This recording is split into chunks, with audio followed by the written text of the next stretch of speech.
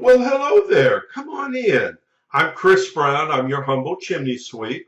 I was just going over your chimney inspection report, but now that you're here, make yourself comfortable. Let's go over it together, shall we?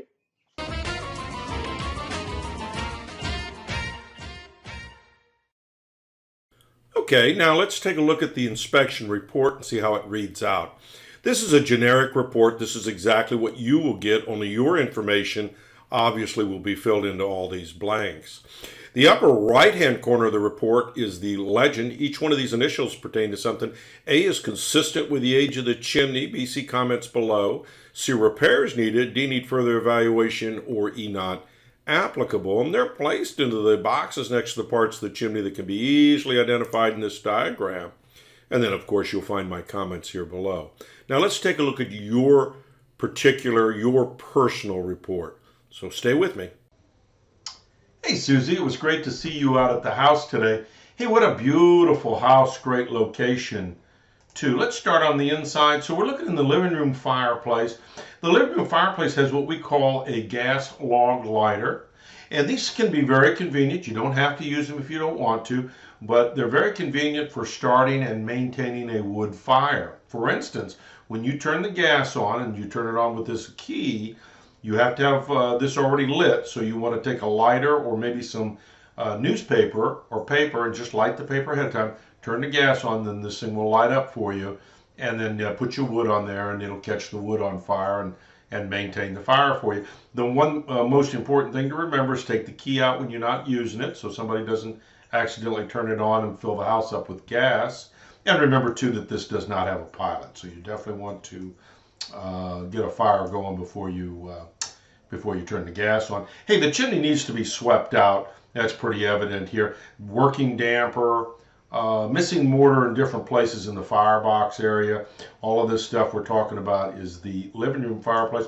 One thing both fireplaces have in common is these very, very short hearth extensions.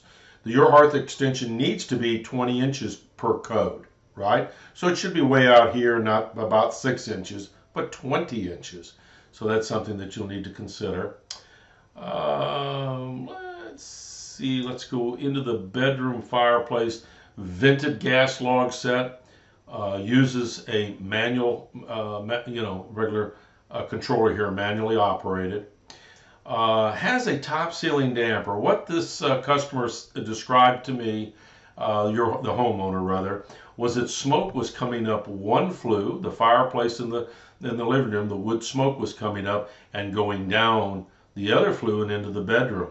So in other words, when he was burning the living room fireplace, it was smoking up the bedroom. So he decided to put a top ceiling damper here. This is it over here in the open position, and there it is, the handle to operate it. The problem is that because you have gas logs in the bedroom, that damper has to be open 24/7. It has to be for your protection.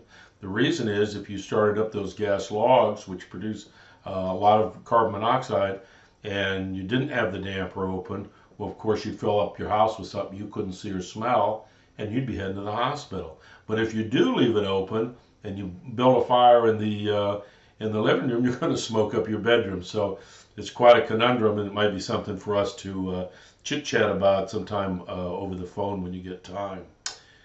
Let's see. Outside pictures. Yes. So typical of a stone fireplace, missing some mortar here and there.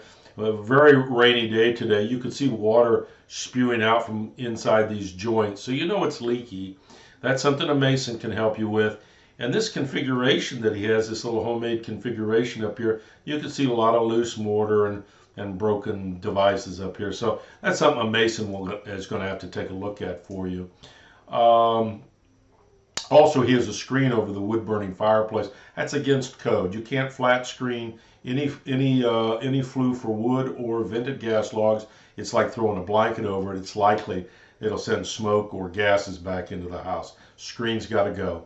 You can see where he's been up and down, or somebody's been up and down this roof to fix this flashing.